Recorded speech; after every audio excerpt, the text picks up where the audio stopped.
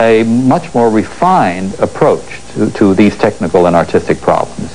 Considered to be the grand master of old age makeup, Dick Smith has also received an Academy Award nomination for the 1989 film Dad, and an Emmy Award for the 1967 television production of Mark Twain Tonight.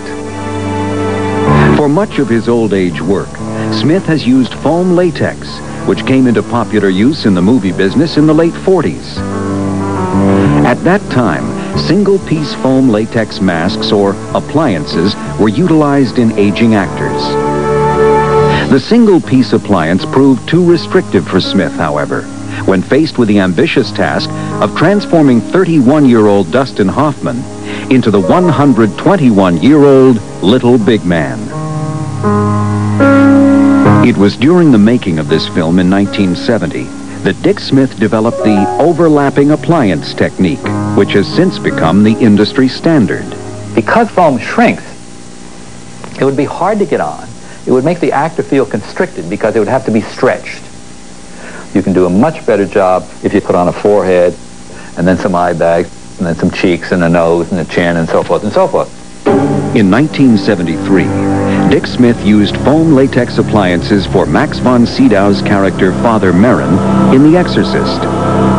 Director William Friedkin was determined to shoot von Sydow in close-ups without diffused lighting, as had been used on previous aging makeups, including Little Big Man. So Smith was faced with the challenge of realistically aging von Sydow, who was in his early 40s, into the 80-year-old priest. I developed a whole coloration process that was new at the time. Instead of using one color of flesh tone over the rubber makeup, I divided it into different areas and used a different tone in each place, which was more like the real thing. In 1983, Smith developed further aging techniques during the making of The Hunger, in which he aged David Bowie from 30 to a 150-year-old vampire in 6 progressive stages. A last-minute decision by the director to add a stubble beard over Bowie's aging makeup presented a special problem, because hair could not be glued properly over the greasy makeup then used on latex appliances.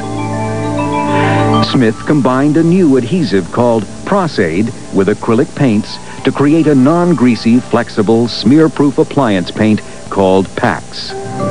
Not only can hair be glued over it, but its many superior qualities have made it the most widely used material for coloring appliance makeups and animatronic puppets. Action! In 1989, Smith was called on to design the old age makeup for Jack Lemmon in the dramatic film Dad. Jack has an ideal face. All his features were easy to age. I determined that if I made him bald or semi-bald, that would work out well.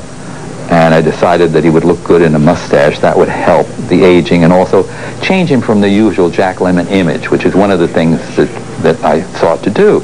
The application process, which took between 2 and 3 hours a day, was done by makeup artists Ken Diaz and Greg Nelson. They, together with Smith, received an Academy Award nomination for their subtle and believable aging effects. I've always considered aging really the ultimate challenge in makeup, to try to make it look totally believable and not like makeup. I mean, that's the ultimate.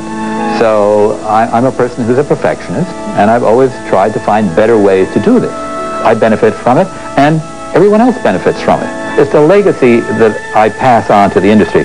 The younger generation is reaching and passing me by and will carry the torch on further, as it should be.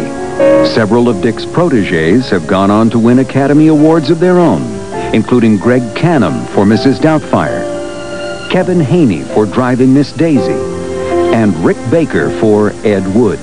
He, more than anybody, is responsible for the state-of-the-art of makeup effects today, and a lot of that was because he shared the information. You know, he came up with a lot of unique ways of doing things, and he would share it with anybody who wanted to know. Dick Smith continues his work today, researching and developing translucent materials and gel-filled appliances. Silicone gel-filled appliances are the thing of the future, I believe. I've been talking this up and kind of promoting it for the last 2 or 3 years. I'm working on some now, and it's very exciting. The materials and techniques of aging effects may change with the times, but the artistry, generosity, and enthusiasm passed down by Dick Smith is truly ageless. Mediocrity is everywhere. When we return, we'll look into the future of makeup effects by stepping back into the Truman era. Aging